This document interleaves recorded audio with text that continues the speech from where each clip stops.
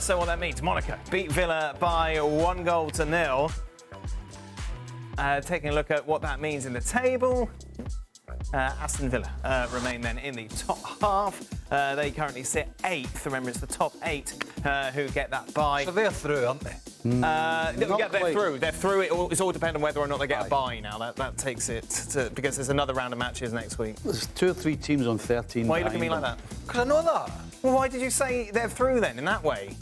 You said it in a questioning way. Yeah, but I wasn't entirely sure if somebody could come from behind with a win tomorrow and a win next week and usurp them. I didn't need you to tell me there's a match next week. Well, I know, I don't know, but you said it like, are they through? And I was like, well, yeah, all the teams with 13 points are through. Yeah, but my point is, that's all you needed to say. You didn't need to tell me there was a match week next week.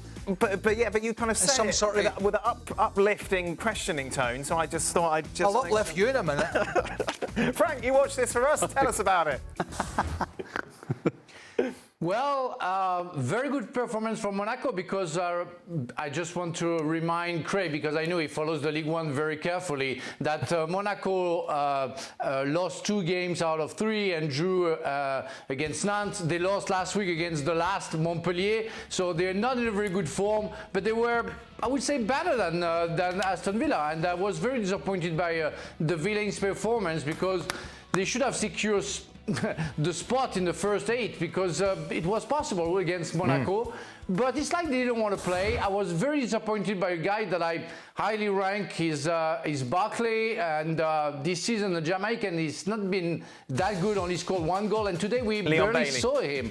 And Bailey, sorry, Bailey, and he's disappointed because some players did the job, but they weren't there, like to win something. It was like we're happy to visit maybe Monaco, and that's it. But in terms of performance, very disappointed, because they should do much better than that. Anything you want to add, guys, to this?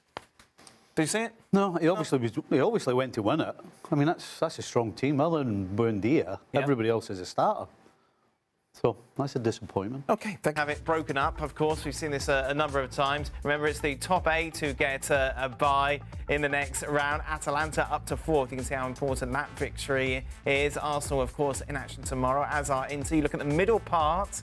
Remember, it's 9th that would play. What did we work out it was? 24th, and so on and so forth, if things stayed the same. These all then qualify for the next round. They would play 2 legs against their opponent. At the moment?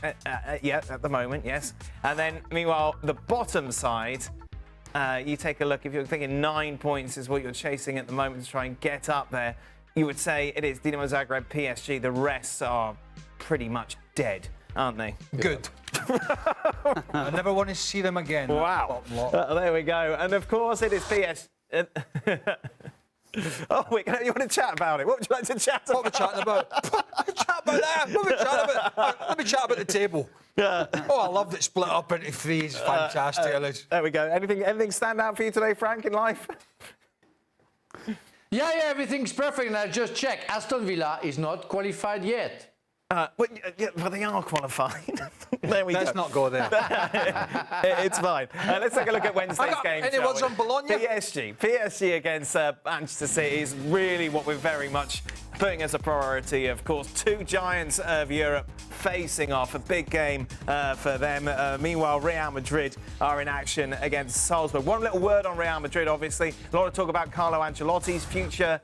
He would address that in the press conference today, saying, did he ask to leave? He said, no, I want to be very clear. I won't decide my departure date from this club. I know the day will come, but when that day will come, I don't know. I won't decide. It could be tomorrow, after the next game, in a year, in 5 years. I have a target. We have Florentino Perez here for another 4 years. He knows me well, and the target is to be here for those 4 years. We can leave together with all the affection in the world.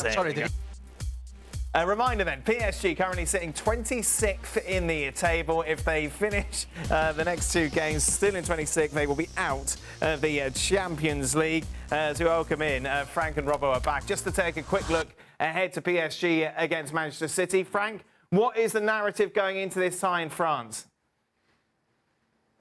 Well, leave or you didn't deserve to carry on anyway. Yeah. It's a big pressure, but everybody expected that. I mean, with the departure of some top players in the past 2 years, nobody expected Paris Saint-Germain to do well in the Champions League, because they lost. How do you say, they put their level down, you know, for the past. But not this low, Frank, surely. And excuse me.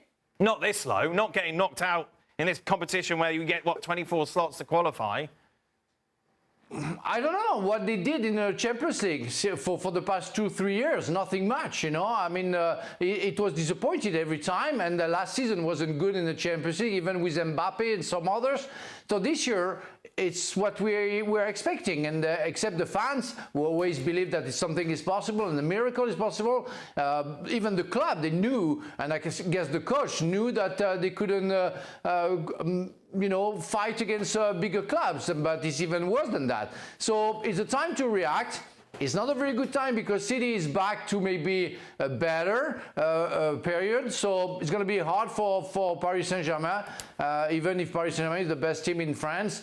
It's not the case in Europe. How do you see this one going, Robbo? Well, I've been disappointed with PSG, not just with their results, but what Luis Enrique was trying to do with them in terms of there's been a lot of passing, they keep the ball in bad areas, but no real penetration. And that cost them in 2 or 3 games that I've seen in the Champions League. So they need to play more balls forward. They need to get more runners going in behind Man City, because we've seen Man City haven't defended well this season. They need to put them under a bit more pressure with balls played in behind them. But I'm not sure they're going to do that, because that's not Luis Enrique's way. The only time I have seen them play well in the Champions League was against Atleti, when they actually lost in the last minute, when they actually outplayed Atleti, as we know only too well. So it's going to be a tight game, but I think Man City might just edge it.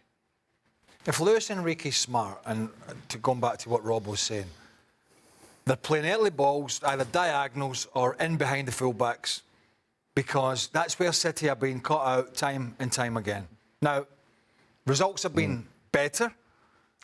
They hammered Ipswich, who are one of the favourites for relegation, so that's hardly cementing we're back. Certainly better results.